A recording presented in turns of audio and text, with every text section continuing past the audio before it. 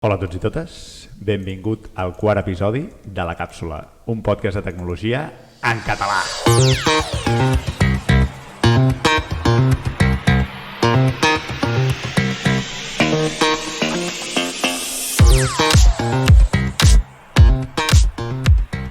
Engeguem la càpsula del mes d'abril, un mes d'abril marcat per l'explosió de l'Starship després de 4 minuts en l'enlairament, el 50è aniversari de la primera trucada de mòbil i l'escalada de tensió entre la Xina i els Estats Units pel domini del nou or tecnològic, els microchips. Aquest quart episodi ve molt i molt calent. Tan calent com la meteorologia catalana, que es troba en el punt de mira perquè ahir i avui per fi ha plogut. Malgrat la pluja, avui no hem vingut a parlar de sequera, ja arribarà, sinó que parlarem d'història i concretament de l'evolució de la tecnologia dins del món de la meteorologia. A la secció d'informàtica, en Roger ens parlarà del phishing. Veurem què és un cas real i explicarem algunes tècniques per detectar-lo. No m'agradaria acabar aquesta petita introducció sense abans recordar-vos que ens podeu seguir a YouTube, Spotify, Instagram i TikTok. Ara sí, ha arribat el moment de presentar els convidats d'avui.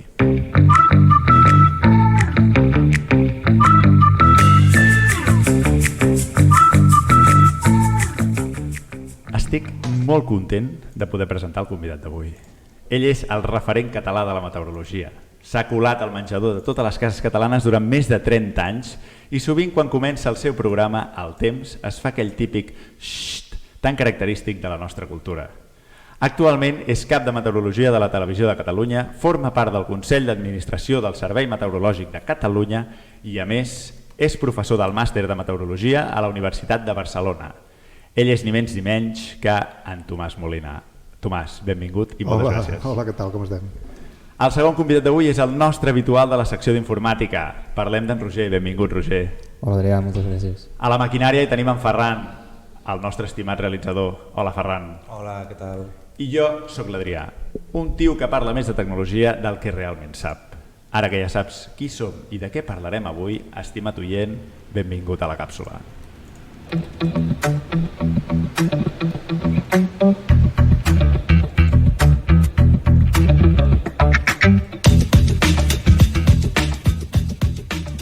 Al gener de l'any 1967, el meteoròleg Eugenio Martín Rubio, de Televisió Espanyola, va jugar-se amb l'audiència que si l'endemà no plovia a Madrid, s'afaitaria el bigoti. Evidentment, la llei de Murphy diu que l'endemà no va ploure a Madrid, ell va sortir sense bigoti en pantalla i va deixar aquesta sensació a l'audiència de "ens han canviat l'home del temps", tan característica de quan algú s'afaita un bigoti. En aquell moment l'aposta era bastant arriscada perquè no comptava amb els avenços tecnològics que hi ha avui en dia.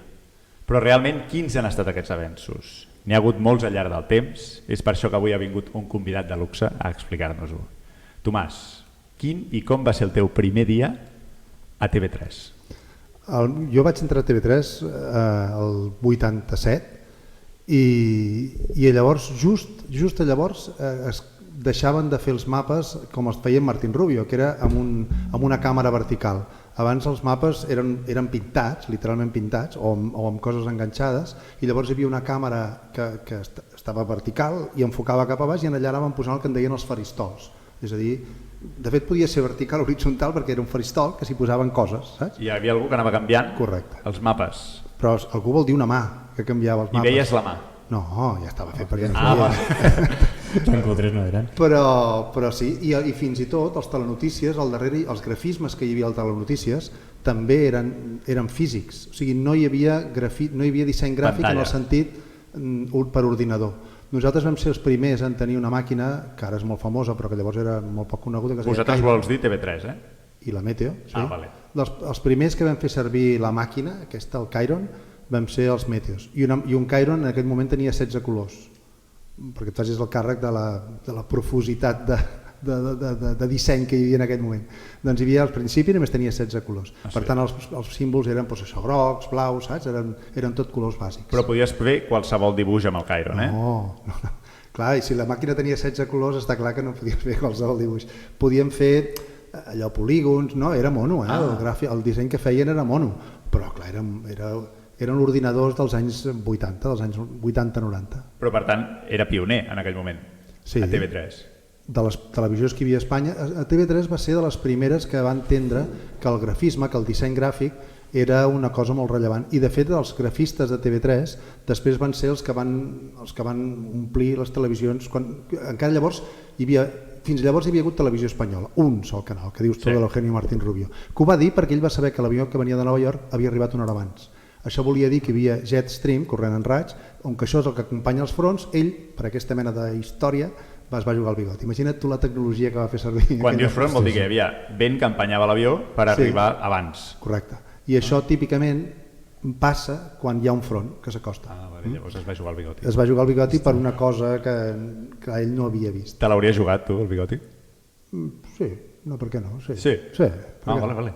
No, en aquella època, clar, pensa que jo també hi era en aquella, tant no, però clar, jo soc del 87 i el 87 tampoc, jo tenia una màquina pel que m'arribaven els mapes del temps, era un radiofacsímil que el tenia penjat a la paret, que era com si fos un fax, que vosaltres tampoc sabeu què és un fax, però per ràdio, i emetia a unes hores concretes, i jo resava literalment Pare Nostres davant perquè no hi haguessin interferències en aquell moment. I que t'arribés en el moment que havies de fer la meteo. No, perquè sempre passava que hi havia una interferència. Interferència vol dir que per ràdio passava alguna cosa, i llavors sortia una ratlla negra, saps? I no veia res. Era com si fos un...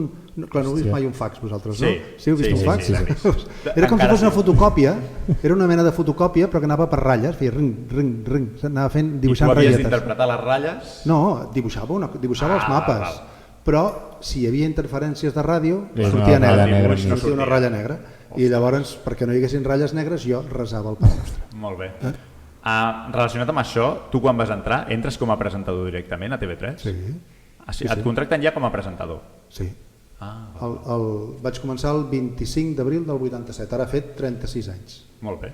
I quan entres, a part del radiofacsímil aquest, a tu què et donen com a welcome pack? És a dir, tu arribes i et diuen, vale, ara actualment arribes a una empresa i et donen un portàtil, el teu mòbil d'empresa, tot això.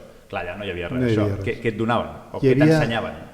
Clar, és que és un univers diferent, perquè llavors totes les notícies arribaven per teletip, i nosaltres teletip era com si fos una màquina d'escriure que escrivia sola, i que allà es anaven escrivint les coses. Però que les enviava algú. Correcte. Llavors a la Meteo teníem un teletip específic de sínops i mèters. Quina cosa et dic ara? Vol dir que era com si fos un senyal de Morse que es convertia en números, i llavors tota la meteorologia ha estat sempre xifrada.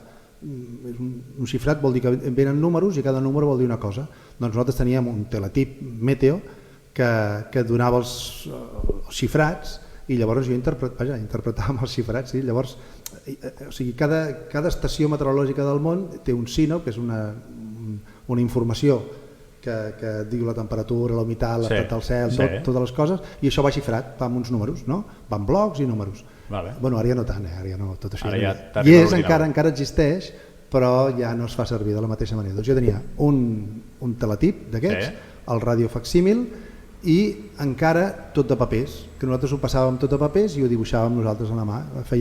Jo mateix em feia el dibuix de les coses que havia d'entendre.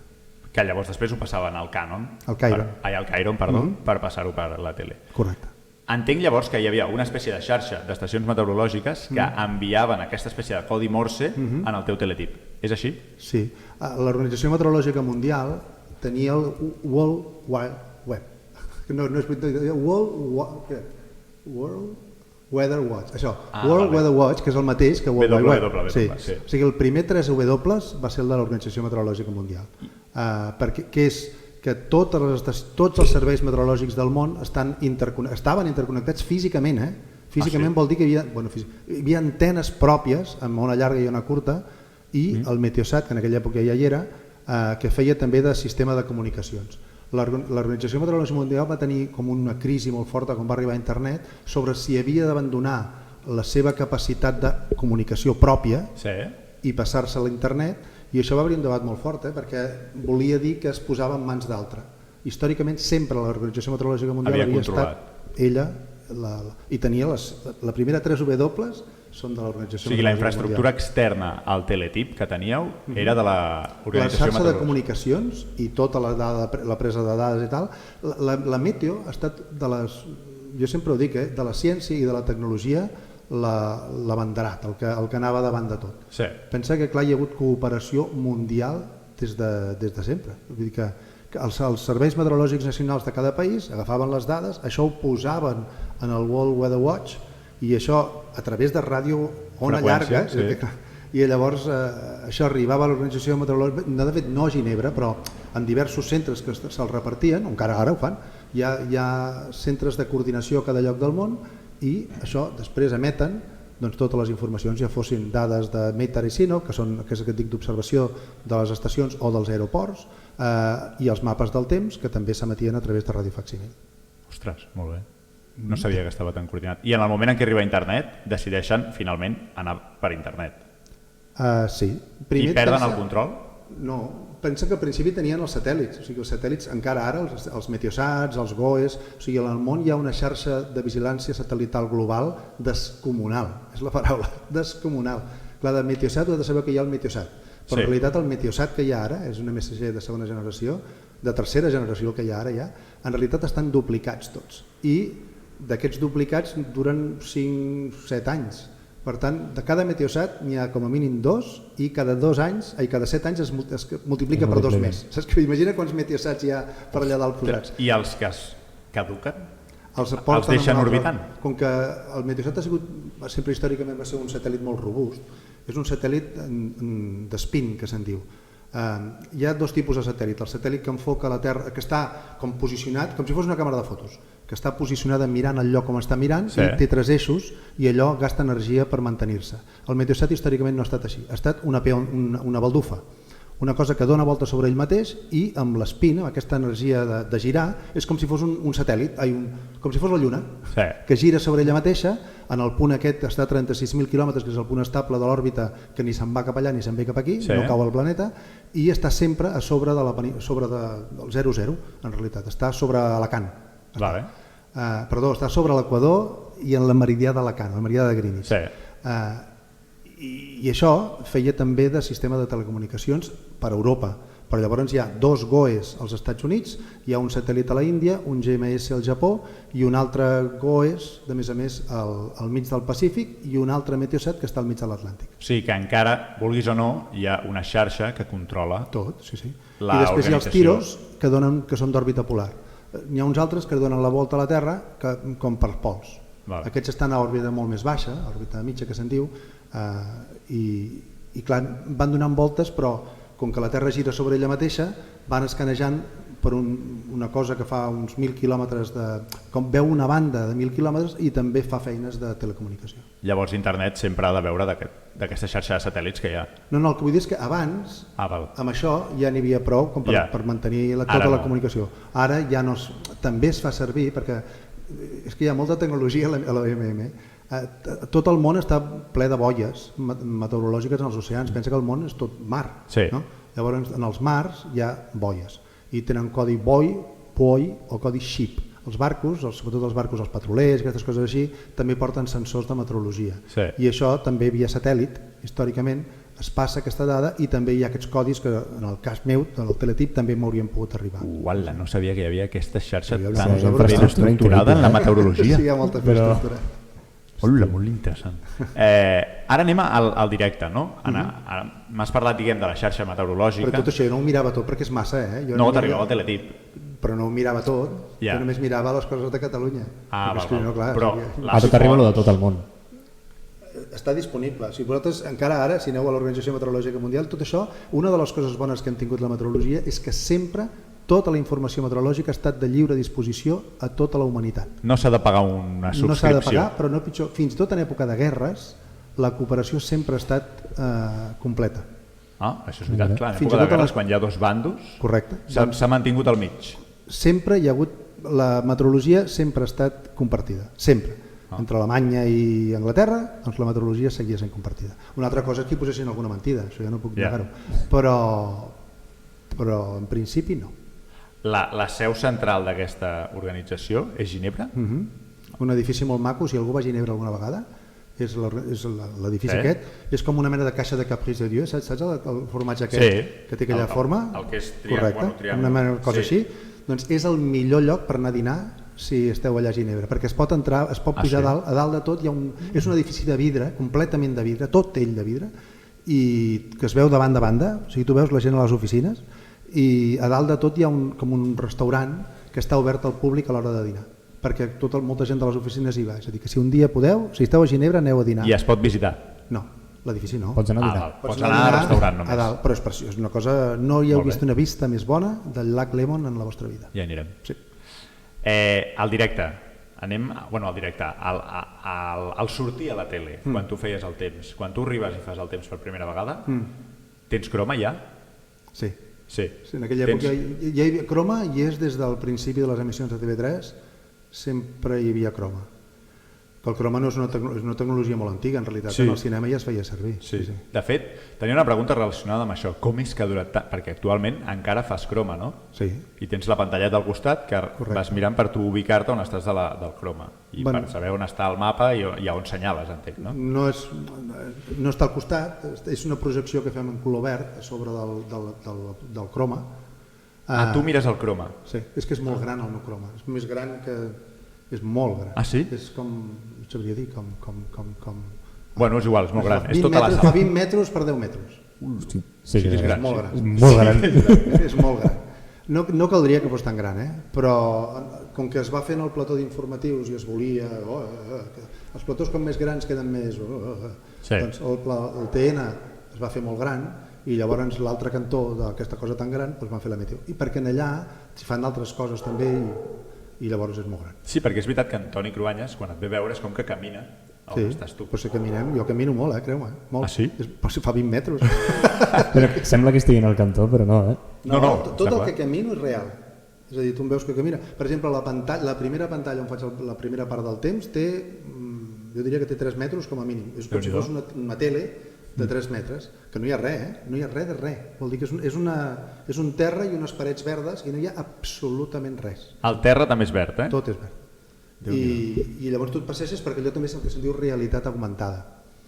La meteo és en realitat augmentada. Vol dir que les pantalles aquelles que veieu tenen, o sigui, tot el plató d'informatius hi ha com, saps les pel·lícules aquestes que hi ha com uns ratxos de llum que els lladres han de passar per sobre i per sota? Doncs literalment això. Tu ho veus?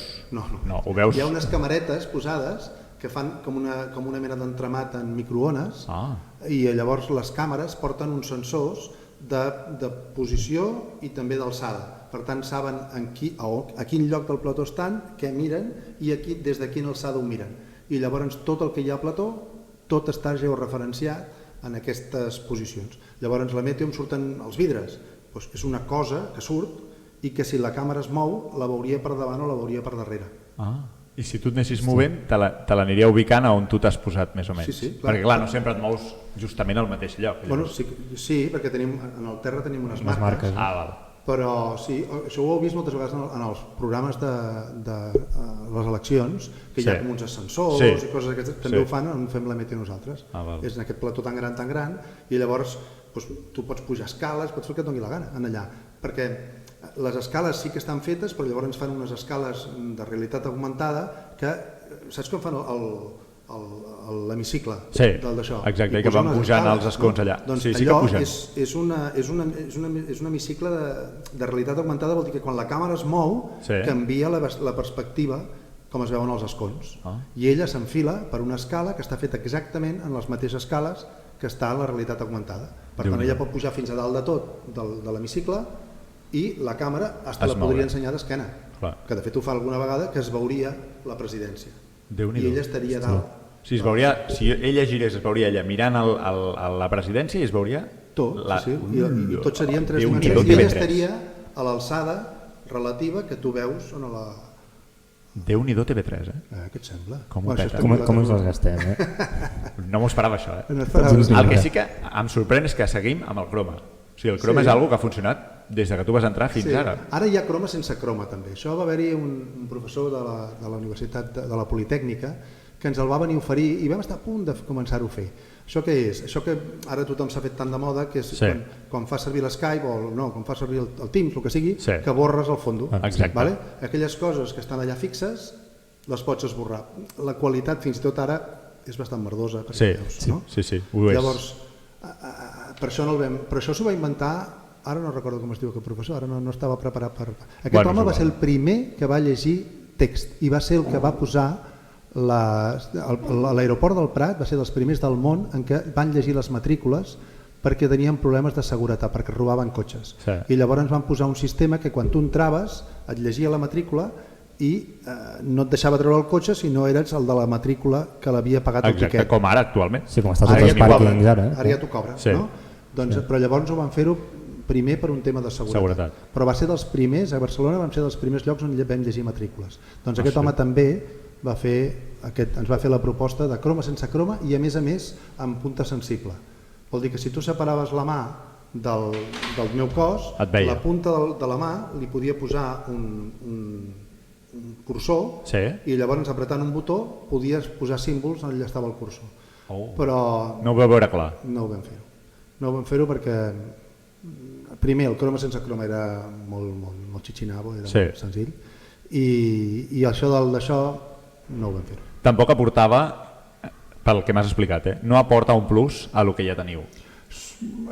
Sí, perquè llavors en aquella època fèiem touchscreens, que se'n deien. Es van posar molt de moda esports, es va posar molt de moda, que pantalles que si tu les toques, com ara, pantalles que ara vosaltres veieu una pantalla i només us cap al cap tocar-la, no?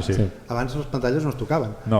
I llavors es van inventar unes que eren de touchscreen, que jo les feia servir a la nit al dia i tenia un touchscreen, movia els símbols i els portava, perquè servia per res. Però la tele, com que fer coses queda interessant, doncs ho fèiem servir. Però esports ho feien servir per fer anàlisi de jugades, deien aquest jugador li feien una rodona vermella i llavors s'ha mogut cap aquí, això que feu ara també, no? Doncs això també ho vam fer a TV3 amb touchscreens. De fet jo recordo que veu tenir durant un temps el video wall aquell que era pantalla, és l'únic moment que heu sortit del croma, no? No, però clar, depèn del programa. Els telenotícies, la majoria, durant una època sí que vam tenir un video wall, tens raó, però la majoria de les vegades gairebé tot el món es fa servir croma.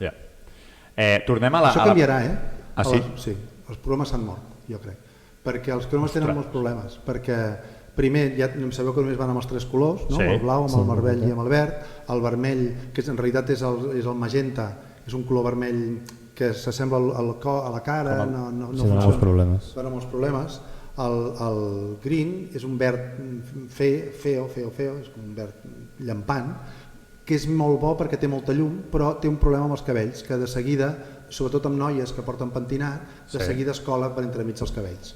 Aquest el tenim, ara el tenim en el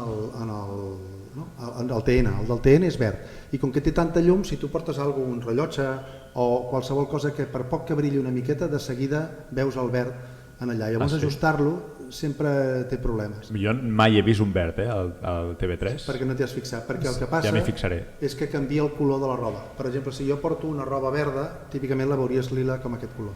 Li canvien el color. Tan exagerat, és a dir, portes una roba verda i et posa lila. M'he passat, potser no tan lila com aquest, però sí, es veuria lilosa, no es veuria verda.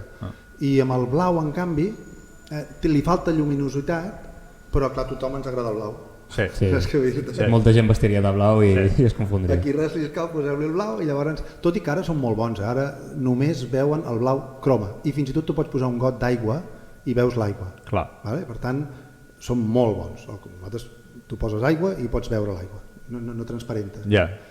Però dius que el croma morirà. Mor, perquè ara ja hi ha pantalles que tenen que fins i tot no veus ni que són pantalles.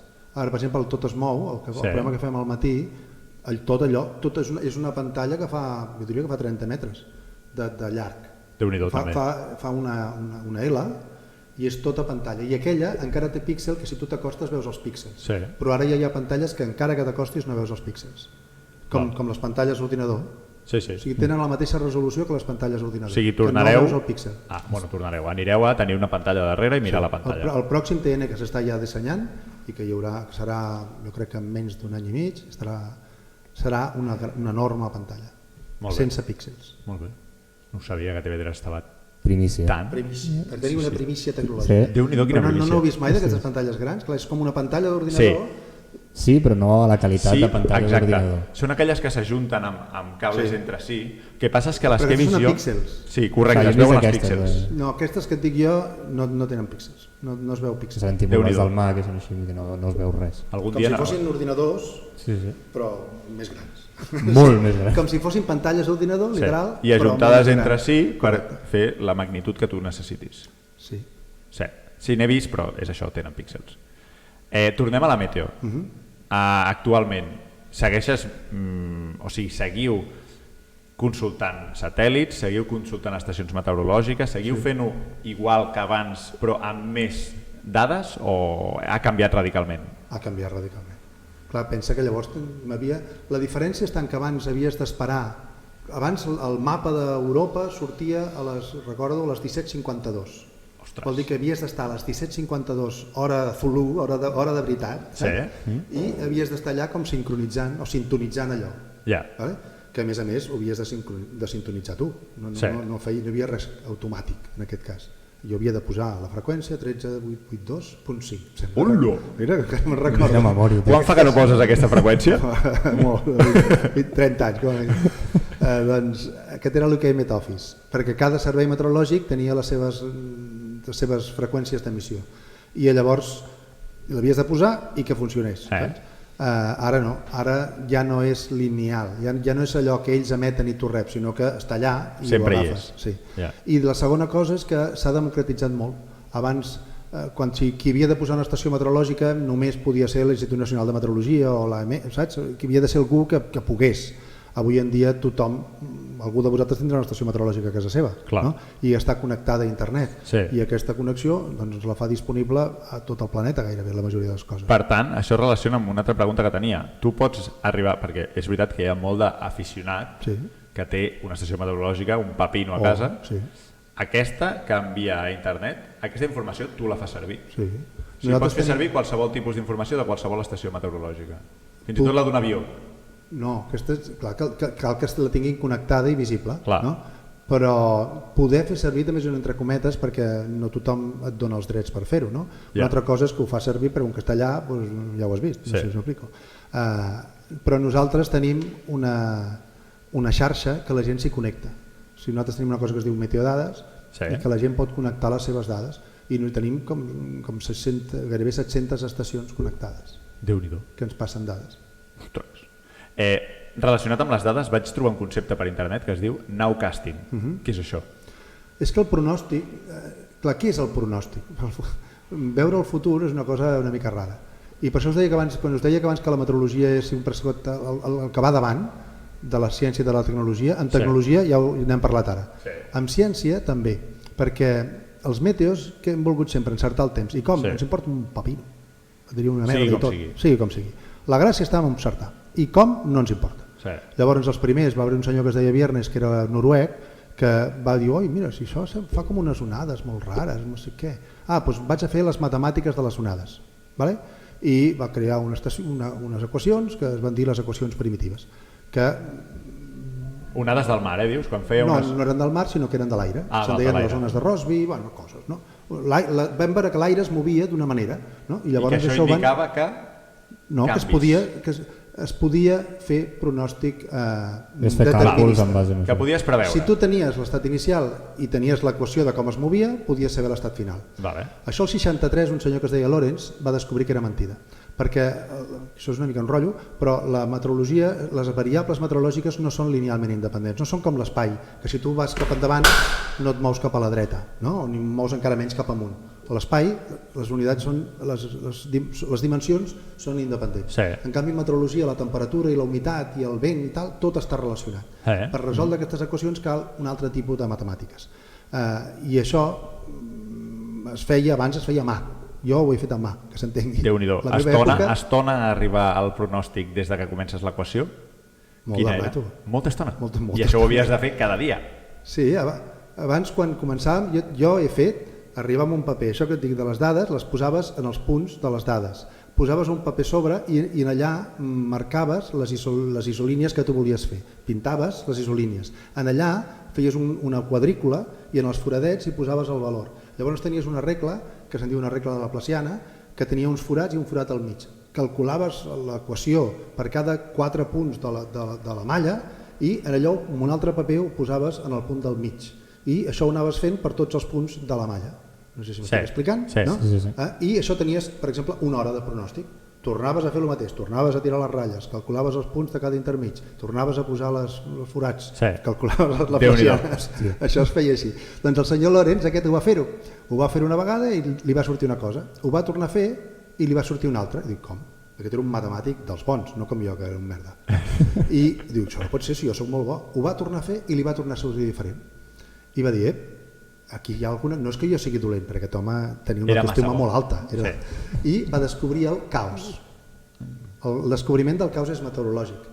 El caos vol dir que, i de fet hi ha moltes persones, encara ho teniu en el cap, el pronòstic, el temps no es pot pronosticar més enllà de 3 dies. A què ho heu sentit, això? Doncs mira, és una pregunta que tenia. Fins quan creus que... O sigui, augmentant la tecnologia, si podies augmentar el temps de pronòstic. Però heu sentit això dels 3 dies? No ho sabia. Tu sí? He escoltat. Doncs això és veritat matemàtica. No es pot passar de 3 dies. No es pot passar de 3 dies. Perdó, però feu una gràfica... Com ho hem aconseguit, això? Aquí vull dir. Perdó, que ho explico. Feu una gràfica al temps que marca 5 dies, si no m'equivoco, en endavant. I fem pronòstic climàtic dels propers 100 anys. Dels propers 100 anys? Sí, que no ho heu vist. Això quan diem el 2100 la temperatura serà de 2 graus. Sí, les temperatures. Doncs això, bé que ho pronostiquem. Com pot ser que si el pronòstic no pot ser més enllà de 3 dies, com va dir el senyor Lorenz el 1963, ara fem tot això? Doncs perquè hem canviat del pronòstic determinista a un pronòstic probabilístic determinista. Això vol dir que el que va veure en Lorenz era veritat, que matemàticament no es podia fer. El que li passa a l'atmosfera és que no tots els resultats són possibles. És a dir, tu et va sortint coses diferents perquè el caos existeix, però no tot és possible. I hi ha més coses més probables. Llavors, com que hem tingut ara capacitat de càlcul molt alta, els ordinadors que tenim ara ens permeten fer no una vegada ni 3. No són en Tomàs fent l'equació cada dia. Que anàvem pel creuar. Sinó, ara podem fer centenars de milers de corregudes del mateix model. Llavors es fa un estudi estadístic i el més probable és el que típicament acaba passant. Amb això arribem a 10 dies de pronòstic ben bons. El senyor aquest el que volia era seguretat i ara no li podem donar la seguretat, ha de ser probabilitat. Això s'ho va inventar un que va fer el que van dir el Poor Man's Ensemble. Va haver-hi, jo recordo als Estats Units, a l'American Meteorological Society, una conferència, i jo en riure-me'n del pobre Pavo i anava a dir-li, tio, ets un merda, És veritat que li vaig dir, merda no, però jo era shit, no li vaig dir, però s'assemblava. Se va llegir entre línies. Però quin era el motiu per dir-li a un senyor que havia exposat, ets un merda? Perquè ell va fer una cosa que jo trobo molt... Va agafar tots els mapes del temps que feien els diversos senyors Lorenz del món, els va sumar literalment i va dividir per N. Saps? Va agafar el mapa dels va fer una mitjana de mapes. Va fer la mitjana de mapes i el seu resultat era millor que qualsevol d'ells per separat. Això se'n diu ensemble. Quan tu vols ajuntar les coses... Probabilitat, no? Bueno, ajuntes això. I això no s'havia fet abans.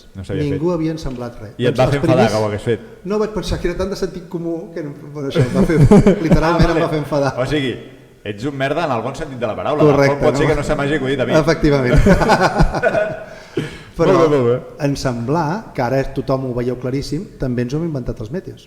Aquest senyor en particular, el merda aquest d'allà, d'Amèrica. Doncs mira, ara el machine learning és bàsicament probabilitat. És que el machine learning també és una cosa que ara sempre algú diu que sempre es compra cap a casa, però el concepte d'intel·ligència ve de la meteo. Si dius que la intel·ligència artificial ve de la meteo... No, el concepte de la intel·ligència. Quin és el concepte? El concepte és que què és una equació? Nosaltres per què vam fer l'equació de pronòstic? Perquè allò s'assemblava a unes ones. I això per tant era mecànica de flux, és evident que és mecànica de flux. Però quina mecànica de flux? La de les ones de Rossby. És massa llarg, això, però és igual. En tot cas, vam decidir això. I allò, com que les equacions no sé què, no sé quantes, vaya conyazo, no sé què, després ens vam inventar això altre. Però en realitat, una equació és necessària? La resposta és no.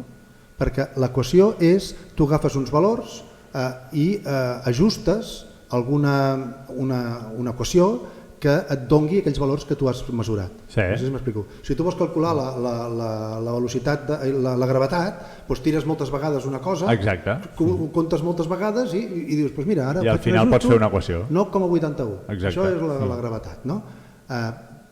Per tant, fer una equació no necessita necessàriament que sigui una equació. tu pots tenir moltes dades i aquestes dades convertir-les en un resultat sense necessitat d'equació, que és el que és ara el machine learning. Doncs això ho han fet els meteors, li dèiem d'una altra manera. Després que aquest merda un dia sortís a la palestra i digués, mira, anem a fer he fet una puta mitjana de tots els mapes i mira que bé quadra. El nowcasting és que això que està passant, com evolucionarà? No inclou... La meteorologia és una cosa que ve de lluny, la pluja, abans que ploure a Barcelona ha plogut a Madrid i abans havia plogut a Lisboa i abans a l'Atlàntic. Perquè sempre ve de l'Atlàntic. Entre els 30 i els 40, entre els 30 i els 60 graus de latitud ve de l'Atlàntic. Entre els 60 i els 90 ve de l'est i entre els 0 i els 30 ve de l'est. Cada lloc del món ve d'un lloc diferent. Doncs el pronòstic d'aquelles coses que ja estan passant es fa d'una altra manera, es fa amb eines de mesura com els radars, com els satèl·lits i aquestes coses així, i en tecnologia algorítmica, és a dir, veient això com es porta, què li passarà en les properes 3 a 6 hores. És un tipus de pronòstic diferent, el nowcasting. No està basat en les equacions de pronòstic, sinó amb el que he vist d'on ve. Amb el que estic veient que està passant i com evoluciona. Hi ha alguna cosa que no us he dit? Sí, som pioners en tecnologia. No, més que res que som gent, jo això ho dic de veritat, no ens importa. No ens importa. Perquè hi ha moltes ciències que són més dures. Rígides. Sí. I els meteors, mentre ho encertis, m'és igual. Tant me fa com ho sigui. Trobar la manera per trobar. Tant me fa com digui, anireu a una pregunta que tenia molt interessant. Vaig anar un dia, no sé on ho vaig descobrir, l'higròmetre. Relacionat amb això que dius, que ens és igual, no? Com sigui. Si és perquè la pissarra cau cada vegada que plou, o que em fa mal el genoll cada vegada que plou, el mapa que va. Vaig veure un higròmetre per primera vegada fa poc. I un higròmetre és un frare que apunta si plourà, si no plourà, i vaig al·lucinar perquè tothom sabia el que era i jo no en tenia ni idea. Com funciona un higròmetre? Què és? Ho saps, no? No. Són cabells humans. Ah, sí? Són cabells humans. Sí, a dintre, cabells de persona rossa. Rossa? Sí, ros natural, no val tenyit. Val. I també es pot fer com amb ventre, com amb teixit de porc, també es fa, i amb crinera de cavall. No sé exactament de quin cavall, però no tots els cavalls valen. Per què? Perquè s'arrissen, no? Sí. I en realitat és un higròmetre, vol dir que mira la humitat. Allò que diu pronostica el temps és mentida. Et pronostica el temps que farà ara, no demà. És com quan em fa mal el genoll.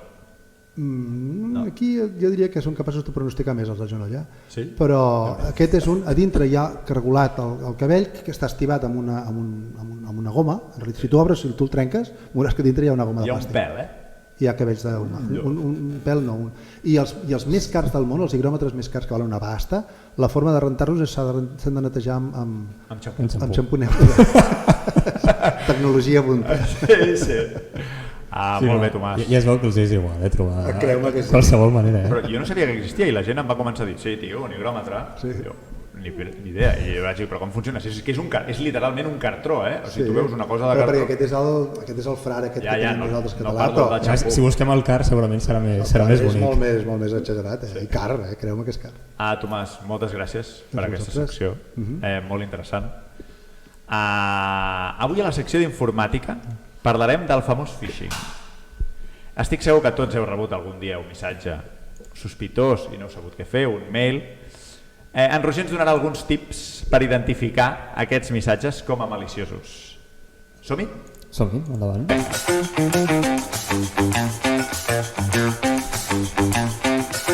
Sé que us tinc mal acostumats i que sempre començo la secció d'informàtica amb una metàfora perquè entengueu del que parlarem avui, però és que en Roger porta una història sucosa avui. Porta un crims, però de phishing.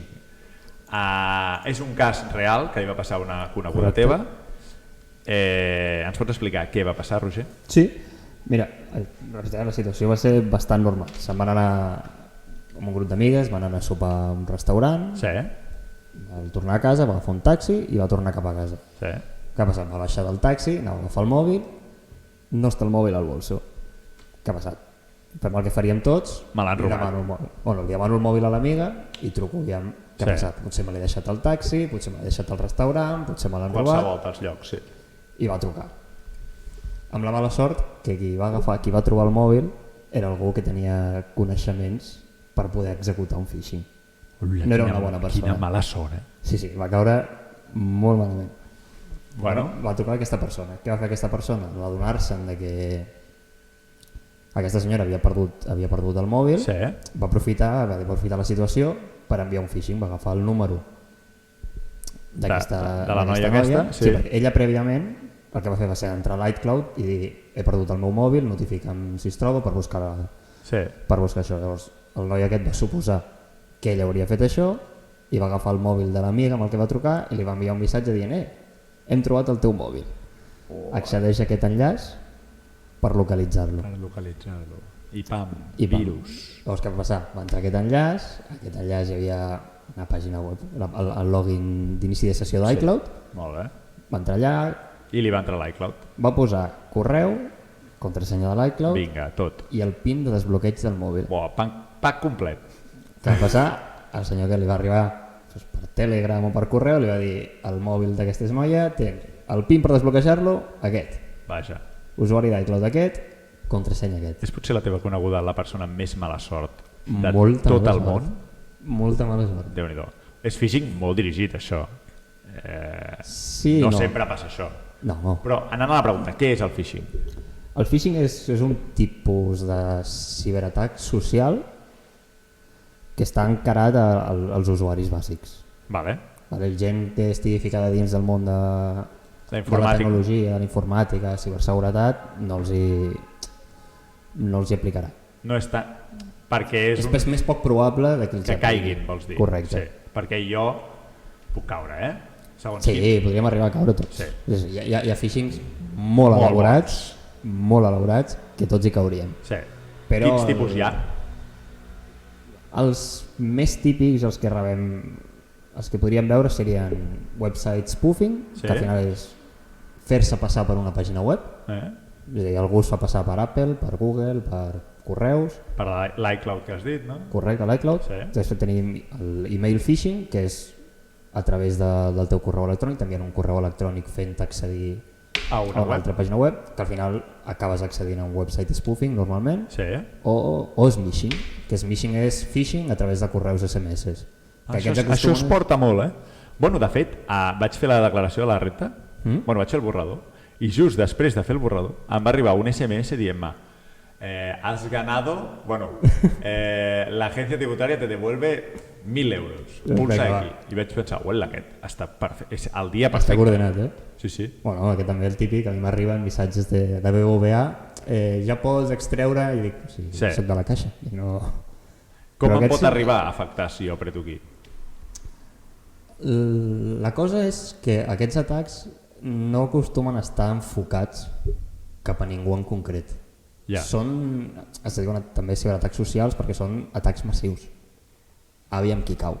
No te l'envien a tu, no l'envien al Tomàs, no l'envien al Ferran, l'envien a tothom. A tothom.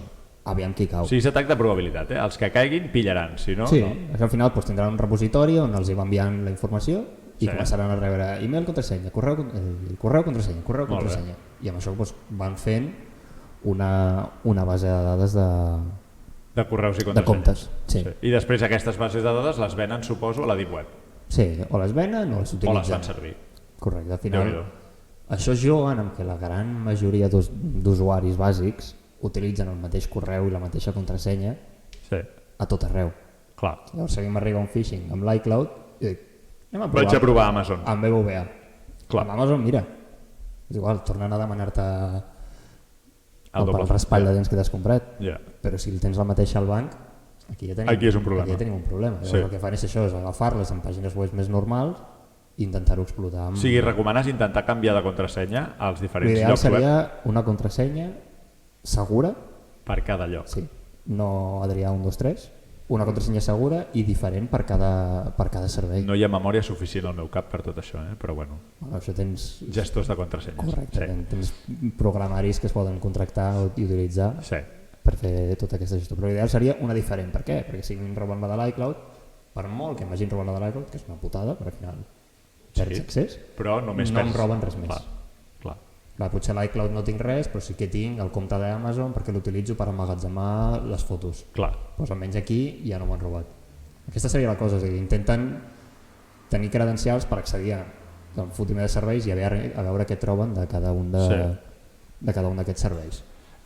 Tornem al phishing. Tens algunes tècniques perquè nosaltres puguem saber, jo que sé, ens arriba un SMS o ens arriba un mail i digui, això em fa sospitar? Sí, la primera, i realment és la més bàsica, és si no esperes rebre aquest missatge o aquest correu, no li facis cas. Ja. Si jo rebo un missatge de correus de dir, ja pots anar a buscar el teu paquet i no has demanat res, no apretis el paquet. Clar, correcte, no vagis a buscar el paquet. No. Ningú t'ha regalat res, no estan per regalar coses. Vale, aquesta frase és important, ningú et regala res. Sí, per detectar el phishing. Vale. Sí, no és important. Aquesta seria la primera. Si no esperem rebre aquest missatge, no li fem cas. Vale. A part, les grans empreses, com parlant d'Apple i AdCloud, per l'exemple, però no t'enviaran mai un correu dient accedeix a aquest enllaç per reiniciar la teva contrasenya si no ho has sol·licitat tu. Clar.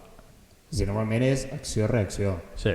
Jo faig una acció i aquests m'envien i Apple m'envia el correu, no te l'enviaran ells directament. Clar. Però si tu el reps i no has fet res com per rebre'l, fora. Molt bé. Vale, llavors, a part d'això, tenim altres maneres coses. de detectar. Correcte. Si m'arriba un missatge de correus però jo compro per Amazon, mala senyal. Si m'arriba un missatge de BBVA doncs de la caixa, mala senyal. Primer és això, detectar que el proveïdor del missatge sigui de confiança. Correcte, sigui de confiança, sigui algú que digui, vale, és viable, podria rebre aquest missatge. Vale. Després d'això ja parlaríem de la part del contingut del missatge. Una altra que és una tonteria, però t'estalviaré molta feina, és mirar si té faltes d'ortografia. Clar, perquè com els fan automàtics, no? Correcte, t'has saber, una bona empresa no t'enviarà el correu amb faltes d'ortografia. Si no és un correu mal escrit i amb faltes d'ortografia, també olora malament. Vale. Altres coses que podem fer és revisar l'enllaç. Vale. Si jo m'arriba un correu d'iCloud, el domini d'aquest enllaç, que és l'http://, serà .apple.com, .correus, .amazon. Si no m'arriba o sigui, si el que m'envia no té el mateix domini, sospita. Correcte. Vale. Molt bé. I ben escrit. I ben escrit. Si m'arriba Apple amb una P, no. Clar, si t'arriba al P... Si m'arriba Amazon escrit ama-zon, també malament. Ojo. Vale, o sigui, és important el domini, fixar-se en el domini. Correcte. I si no saps quin és tan fàcil com entrar a Google, escriure Amazon, Apple, el que sigui, i allà veuràs, accedir al primer link i allà veuràs el correu correcte. Jo crec que aquestes són les formes més fàcils ja ens n'has dit bastantes. de mirar. Això a nivell de missatges. A nivell de correu electrònic, una altra cosa que pots fer és veure qui te l'ha enviat. Si que te l'ha enviat és abcd12345 abcd12345 també sospita. Correcte. Són aquestes 4 o 5 coses que et poden arribar a fer sospitar. Vale. Una última pregunta. Si jo tinc un correu que ja dic, mira, jo això no ho veig clar, i estic a casa, no estic amb l'ordinador de la feina, estic amb l'ordinador de casa, què faig amb aquest correu? El borro? L'elimino? Sí. Sí, no? Ja ni el guardi. Si no l'has d'utilitzar... No. I si estic a la feina? També. Sí, no l'envio a departament de tal. D'aquí ja depèn.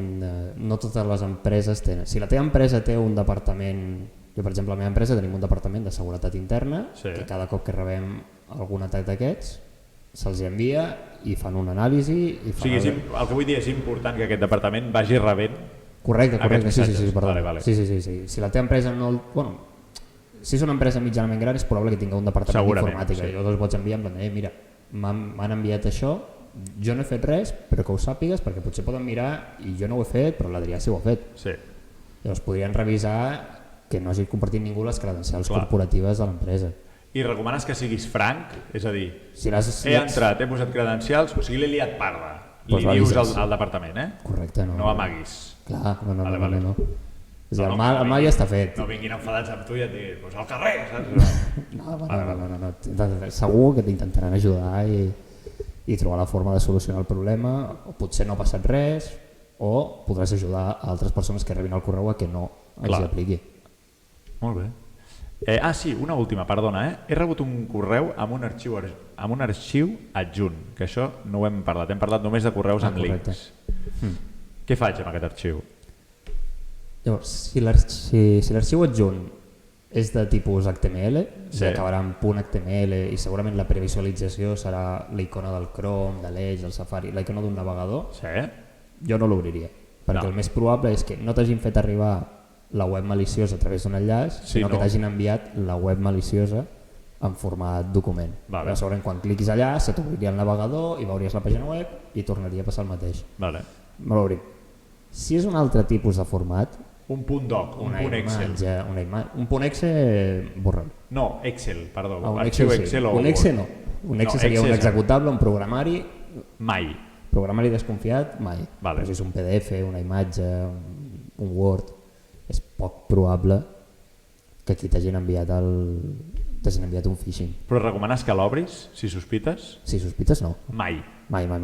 Vale. Si sospitem, Mai. no fem res. I intenta contactar amb algú que tingui coneixement Vale. i que ens pugui ajudar. En cas de l'empresa, enviar-li el documentament al departament d'informàtica. Vale, o si sigui, estàs si a casa, sospitem- doncs, vaig parlar al teu cosí que Sí. coneix informàtica i que s'ho miri. Vale, o sigui, la recomanació és si sospites, ni links, ni arxius, ni res. Si tenim sospites, No jo toquis és que res. no passaria ni de fer les proves. Vale. Si sospitem que no, fora. Fora. És en el moment de que, hòstia, és que jo sí que he de rebre un missatge de correus, un missatge d'app, Clar. però sospito de si aquest és bo o no, llavors aquí ja començaríem a aplicar. A fer proves. Si no, si jo tinc una sospita, ja directament ni aplicaria, Molt bé, ni Roger. m'ho miraria. Moltes gràcies. Has sigut d'utilitat amb molts treballadors que s'estalviaran Això espero. aquests nervis d'haver posat credencials a un lloc on no havies. Això espero. Moltes gràcies a tots per venir avui a la càpsula d'abril. Estic molt content del que he après avui, tant de la meteorologia com de com detectar phishing. I com sempre ens veiem a la càpsula del maig. Vinga, adeu.